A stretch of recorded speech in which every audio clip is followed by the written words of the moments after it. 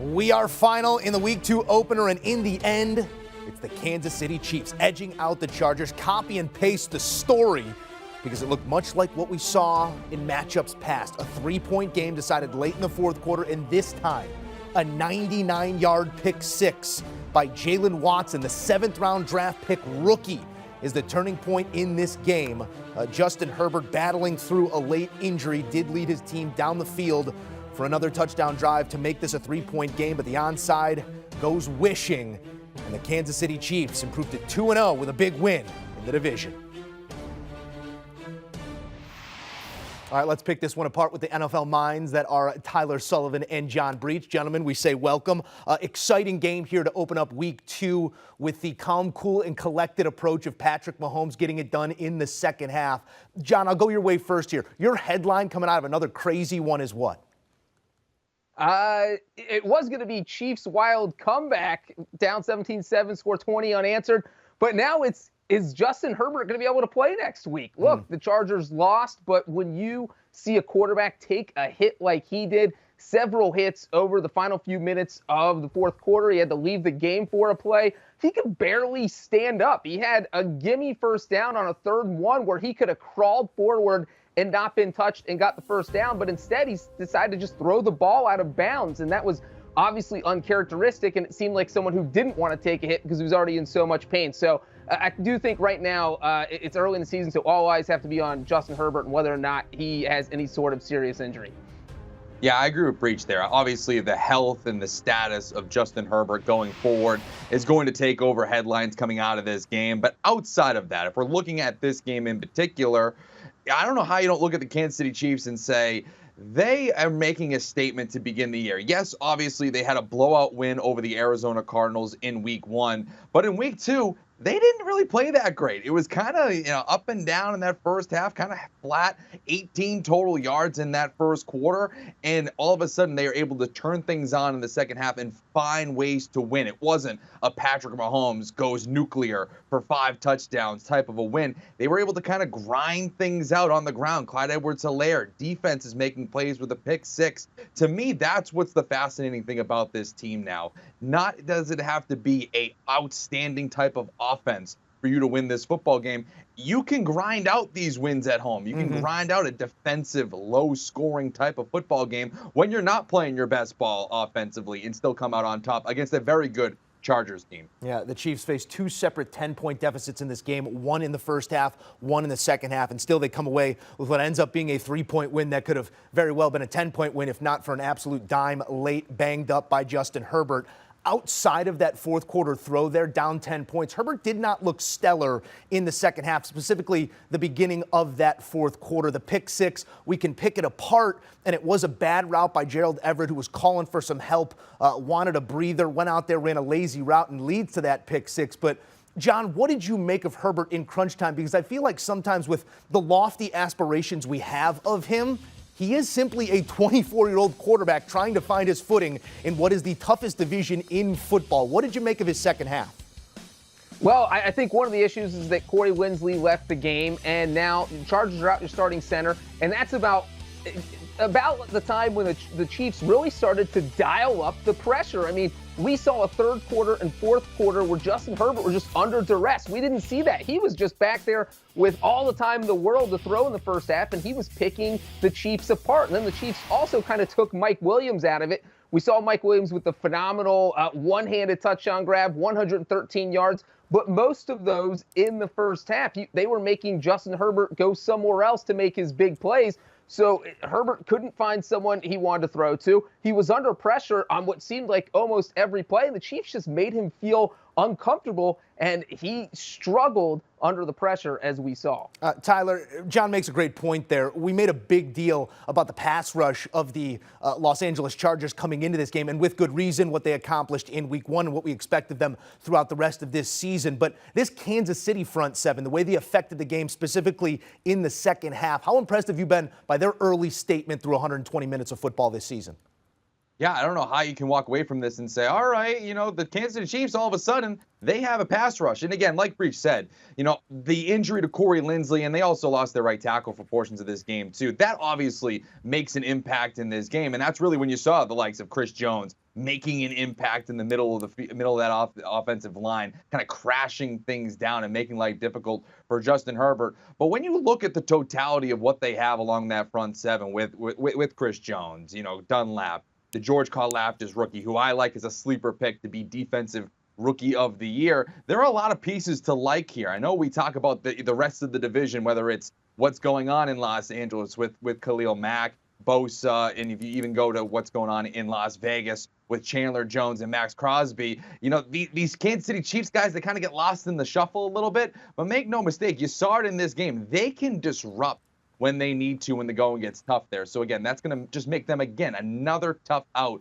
another piece to this dynamic kind of overall Chiefs team that makes them scary in the AFC West and the AFC in general. Yeah, if they can have a defense that can take the ball away, set up Pat Mahomes with a short field, they're going to win a whole lot of games. Mahomes now 13-2 in the month of September with 2 more touchdown passes and no interceptions, continues to keep it clean in the opening month of the season here, Tyler. When you look at Patrick Mahomes and this Chiefs offense, first half looked like maybe they were struggling to find anything down the field and an identity at that matter.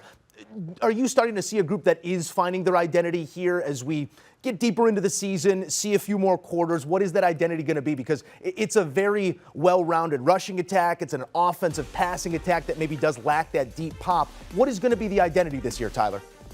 Yeah, I think for me, it's a little bit more about what's going on in the backfield with the Kansas City Chiefs. Obviously, Patrick Mahomes is going to get his. He's going to spread the ball around. He's going to find chemistry eventually with Juju Smith-Schuster, the Marquez Valdez-Scanlings of the world, the Sky Moores. Obviously, Travis Kelce's already built in rapport with Patrick Mahomes. But for me, I think the revelation right now is the backfield, specifically Clyde Edwards-Helaire. For me, he has been somebody who has kind of been the, everybody kind of hopes he has that breakout after they took him in the first round. Hasn't really lived up to it so far.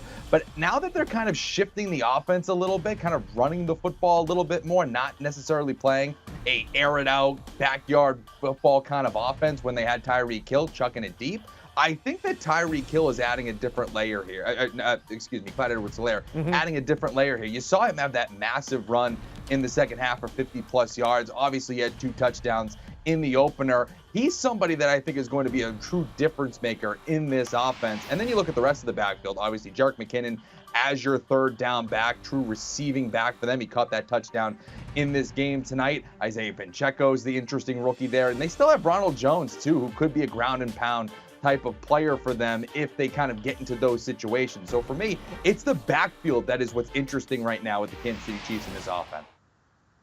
Yeah, and to Tyler's point, we saw the Chiefs come out and start the game with 3 straight running plays. Were they establishing the run? I didn't even know Andy Reid knew how to establish the run. What was going on there? Did Amazon Prime break them? So it was a little weird to see Andy Reid say, you know what, we are going to try and run the ball a little bit. We're not going to throw the ball 60 times and beat the Chargers. But the other part of this offense, I think, is Patrick Mahomes getting more comfortable with his receiving core. Look, this is only a second game with the guys like Marquez Valdez-Scantling, Juju Smith-Schuster. We saw Justin Watson catch a 41-yard touchdown pass on 3rd down. Anybody who had Justin Watson scoring a touchdown is going to bed rich tonight. So I think as the season progresses, we are going to see Patrick Mahomes get much more comfortable with his receiving weapons. And as that happens, this Chiefs offense is only going to get better. A final thought here, guys, on the Los Angeles side, because when we look at this game a few weeks from now, or maybe at the end of the season, it was very Charger-esque in the way that it all went down. It was explosive. It was heartbreaking. It had big swings in it. John, how does this team shake this almost self-fulfilling prophecy in big games to experience this type of heartbreak? It grows on you. If you're a Chargers player, like, there's no way we're going to Charger this. And then you go out and Charger it up. And, it's interesting to see this happen every week with them. And they just somehow find a new way to lose. And I'm guessing that wears on the players. And another interesting thing about the Chargers to me is the way Brandon Staley coached in this game. 3 times in the first half, he faced a 4th and 2. and he didn't go for it. One time, they ended up kicking a field goal. 2 other times, they were right inside Kansas City territory, one at the 47-yard line, one at the 48-yard line. Brandon Staley last year doesn't even think twice. He sends his offense back out there and goes for it. This time, he punted both times. It's like the guy who was going for it on 4th down doesn't exist anymore. So I thought that was interesting. I will say, we're looking at the Chargers schedule now. Nobody's worried about the Chargers. They have some get-right games coming up with Jacksonville, Houston, the Deshaun Watson-less Cleveland Browns. So I'll be surprised if they don't win all 3 of those. It's a tough loss because it's the Chiefs and it's a divisional game. But the Chargers probably feel good about where they are and where their schedule, what's coming up on their schedule. Yeah, Breech took the words right out of my mouth. Obviously, it's interesting to see Brandon Staley make those 4th down decisions in this game. And for me, I know he gets somewhat critiqued for going forward in certain situations like that, but you're playing the Kansas City Chiefs in Arrowhead Stadium. You're not going to win the football game by kicking field goals. It's just not how you're going to beat that team. Obviously, tonight, the offense wasn't as explosive as we've seen it in the past, but still, that's not the way you beat a Kansas City Chiefs team. So that's something that's going to be interesting to see how he does that going forward and if he alters his decision making as we see throughout the year. But the thing for me is what's going to stop the Los Angeles Chargers from actually contending in the AFC and contending in the AFC West right now is the status of Justin Herbert. That's something that really should be highlighted here. He did not look right towards the tail end of that game. Yes, he made that money throw on 4th down to get them to the goal line to set up that touchdown.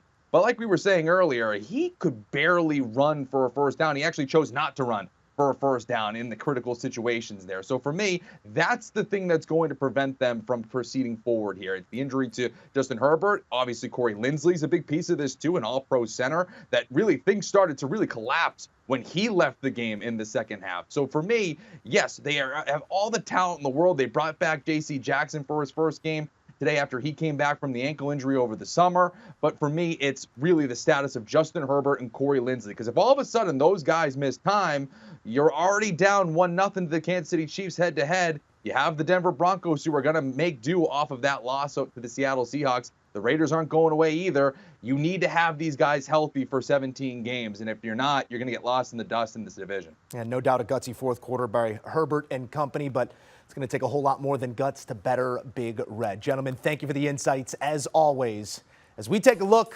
at why you watch. You want to win? Win with us. Kenny White gave out Matt Amendola over his 2.5 extra points. Cash it. Larry Hartstein had Mahomes under the 297.5. Final line goes 24 of 35 for 235 and 2 touchdowns. Pete Prisco, late cover there. Got the late touchdown, and Chargers cashed the ticket, catching the 4. Todd Furman gave you a Josh Palmer anytime, came through, and Jamie Eisenberg, Travis Kelce under the 6.5. Show me somebody that had the gall to do that, and I will show you a winner.